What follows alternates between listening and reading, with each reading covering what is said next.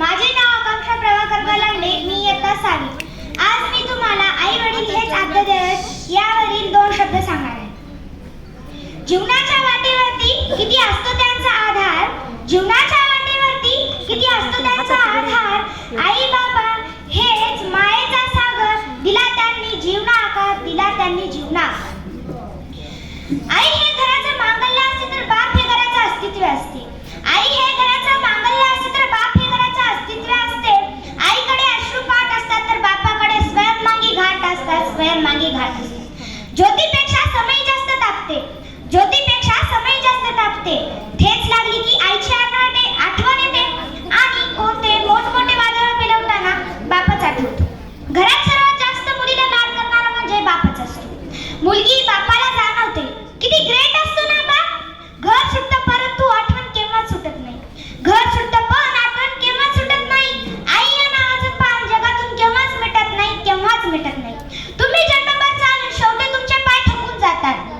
आपल्या फक्त शेवटच्या श्वासाबरोबर आई हेच शब्द राहतात, आई हेच शब्द राहतात.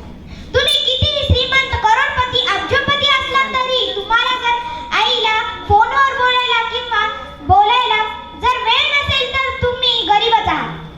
तुम्ही जगात सर्वांची ऋण फेडाल परंतु आई वडिलांचे केव्हाच फेडू शकणार नाही. खरे प्रेम आंधळे का? कारण आई आपल्याला जन्म देण्यापूर्वीपासूनच प्रेम करायला सुरुवात केलेली असते. म्हणून खरे प्रेम आंधळे का असे म्हणतात.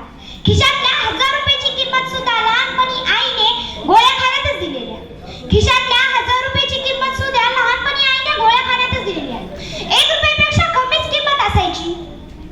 खास मुलींबाबत खास एक सत्य, या जगात कोणतीही मुलगी तिच्या नवऱ्यासाठी तिची राणी नसेल ही कदाचित, पण तिच्या वडिलांसाठी ती एक सुंदर खरोखरच परी आहे. तुम्हाला जर दुःख, अति दुःख किंवा खूप आनंद झाला असेल तर तुम्हाला एका व्यक्तीच्या कुशीत जाऊन बसावे असे वाटते. ती व्यक्ती म्हणजे तुमची आई आहे.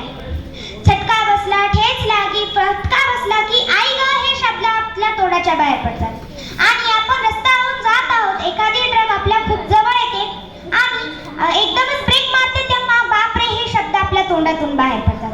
अशा छोट्या मोठ्या गोष्टीला आई चालते, परंतु अशा मोठमोठ्या गोष्टीला पेलवताना बापच आठवतो. अशा छोट्या मोठ्या गोष्टीला आई चालते परंतु अशा मोठमोठ्या गोष्टीला पेलवताना बापच आठवतो. वडील आणि मुलामधील त्या जनरेशन गॅप नावाच्या दरीला जोडणाऱ्या आई या नावाचा पूल भक्कमपणे उभा असतो. जगातले सर्व घरे म्हणजे शाळा आहे आणि त्या घरातील आई वडील म्हणजे त्या शाळेतील शिक्षक आहे. आपले दुःख मनात ठेवून कुटुंबात सुखी राहणारा तो देव माणूस म्हणजे आपला बाप आहे. आणि मरण येताना ते सहन करून आपल्याला जे जीवनयात्रा सुरू करून देते ती म्हणजे आपली आई आहे. मरण येताना ते सहन करून जी आपल्याला जीवनयात्रा सुरू करून देते ती म्हणजे आपली आई आहे. तुम्ही मनात ओळखणारी ती आई आहे, मनात ओळखणारी ती आई आहे आणि भविष्य ओळखणारे ते बाप आहे. मनात ओळखणारी ती आई आहे, भविष्य ओळखणारे ते बाप आहे. ते दोघेही एकमेव ज्योतिषी आहेत, ते दोघेही एकमेव ज्योतिषी. आपल्या आयुष्यातली जेव्हा बाप नावाची चादर आपल्या आयुष्यातून निघून जाते तेव्हा आपल्या आयुष्यातली प्रत्येक सकाळ ही आपल्याला जबाबदारीची जाणीव करून देते. शेवटी जाता जाता एवढंच बोलेन की आईने जिंकण्यासाठी दिली शक्ती, बापाने लढण्यासाठी दिली नीती, बापाने लढण्यासाठी दिली नीती.